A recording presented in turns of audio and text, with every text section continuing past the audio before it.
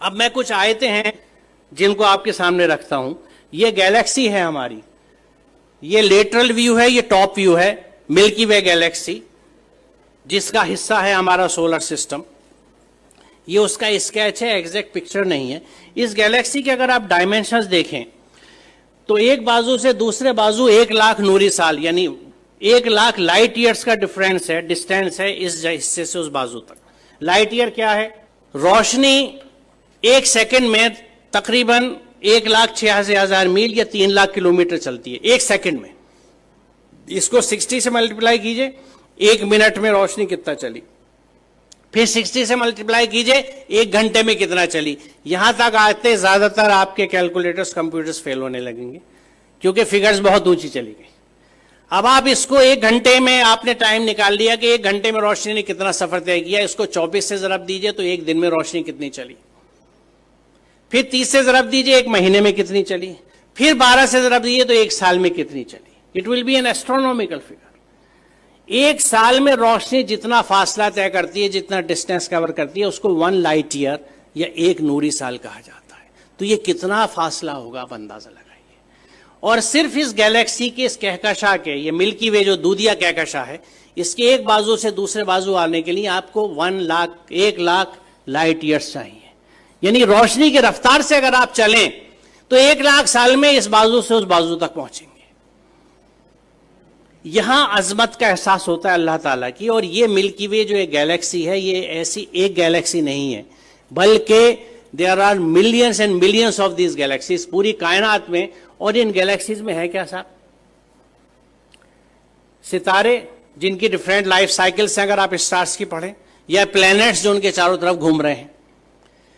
सबसे बड़ा सवाल ये आता है कि ये रुके हुए कैसे हैं? रात में जो आसमान हमें इतना अच्छा दिखता है, उसमें तारे नजर आ रहे हैं, चांद नजर आ रहा है, ये रुके हुए कैसे? What is holding them? वो क्या चीज है? वो कौन से कुव्वतें हैं?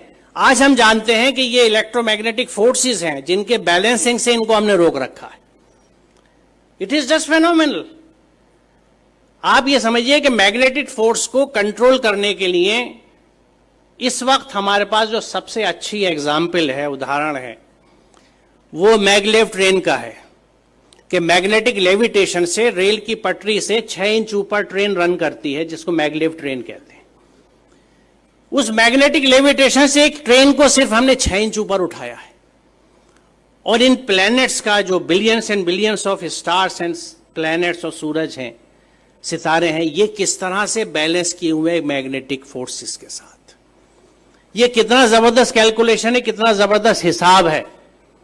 और इसको जब आप समझते हैं और सूरह रहमान की उस आयत को देखते हैं कि बस समा रफा व वज़ल मीज़ान, तो बात समझ में आती है कि उसने आसमान को बुलंद किया और एक तवाजुन कायम कर दिया।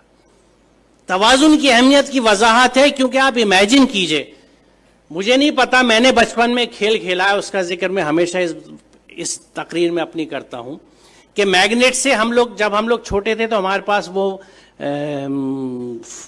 मोबाइल फोन्स नहीं थे या स्मार्टफोन्स नहीं थे जो आज आप लोगों के पास हैं। हमारे पास क्या होता था? टूटी हुई चूड़ियां होती थी, सिगरेट के पैकेट होते थे, माचिस की डिब्बियां होती थी, माचिस की तीलियां हुआ करती थी, और इन चीजों से हम खेल डिवाइस किया करते थे अपने लिए।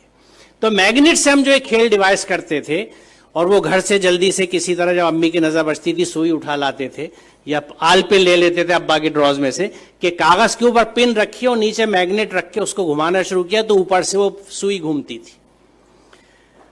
अब इस सुई को अगर आप बीच में रख के दोनों साइड मैग्नेट रख लें तो जिधर मैग्नेट का फोर्स ज्यादा होगा सुई उधर भागेगी। एक स्टेज ऐसी आएगी कि सुई बीच में कांपती सी रहेगी, ना इधर जा सकती है ना उधर, क्योंकि यहां पे दोनों फोर्सेज एक दूसरे को न्यूट्रलाइज कर रहे हैं।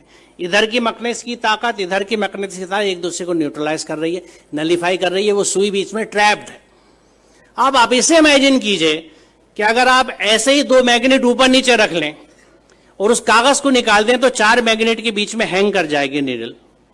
बड़ी मेहनत करनी पड़ेगी इसको बीच में हैंग करने के लिए, एक सुई को। अब इमेजिन कीजिए इस यूनिवर्स को जिसमें कितने millions and billions of planets इसी मैग्नेटिक फोर्सेस के इंटरप्ले की वजह से, एक बैलेंस की वजह से हैंग कर रहे हैं। जो इसको समझ सकता है वो खालिक की अजमत को समझता है। वो परमात्मा की महात्मा को समझ सकता है, महानता को समझ सकता है, अल्लाह ताला की अजमत को पहचान सकता है, और उस वक्त वो कन्विंस होता है कि जब इस पूरी कायनात में अल्लाह के कानून चलते हैं तो मैं उसके कानून को किस तरह से एक जुजदान में लपेट के बिना समझे ऊपर रख सकता हूं और उसको फॉलो नहीं कर